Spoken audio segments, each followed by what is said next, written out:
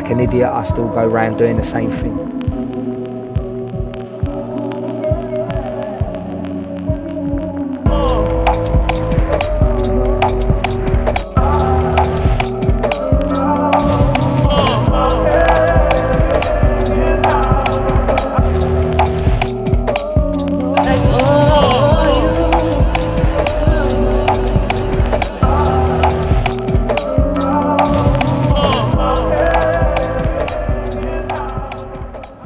As I said before, when I was caught with 2 wraps of crack cocaine, I was arrested and taken back to my home.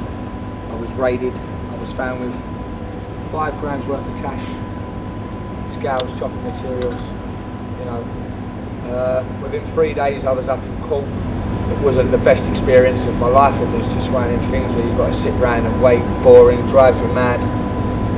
You know, especially when you think, like, you've heard people say that, oh, you could get 5 years for that, you could get 10 years for that. In all due time, when I did find out what I was actually going to be receiving, I'd spent near on a year already inside prison, and it was not something that I would ever really want to experience again.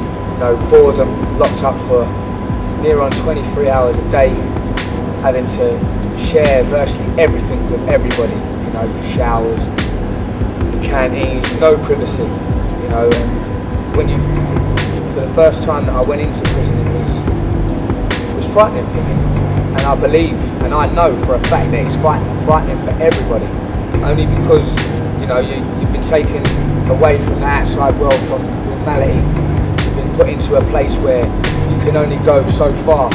You know, your cell's probably fucking 6 by fucking 12, no bigger than that. And at the end of the day, you walk them 4 walls like you would be, like you dream of walking the streets, you know, being back out and being in with everyone else. Then outside, you know, back to normality, being in there, you crack up. The first night is the worst night, it's the worst, it's the worst time. It's when it hits night time, another day done, yeah. another day done, another day. You wake up the next day, it's when it hits night time, you know, yeah. But before I got in there, it wasn't like that. I was thinking shit, you know, prisons where all the bad boys go. They're in here not just because they've done drug dealing like myself, they're in here because they've committed other crimes such as murders, stabbing. You are, when you look at it logically, you are a piece of shit. You know, you've done wrong, you've got to do what you've got to do. Taken up through my cell was nerve-wracking. A lot of the cells were closed, only certain wings have their cells open. And obviously the wing that I was put on at first, their cells were closed, but you could hear people at the door saying, new boy, new boy. You know, them sort of things, they get to you. You think to yourself, oh, tomorrow that door's going to be open and I'm going to have to go down there and face whatever I need to face. I was sitting there thinking, just going over everything that I've done. You know, why did I do it? What did I do it for? Why did I do it? You know, why did I do it? What did I do it for? Why did I do it? What did I do it for? Was it worth what I've got to sit here for as long as, well, I don't even know.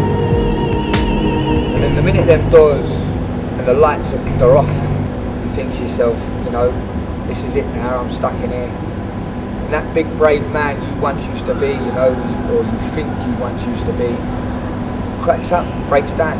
And I don't care what anybody says, at the end of the day, no matter how tough you are, mate, you still swallow and choke on them tears.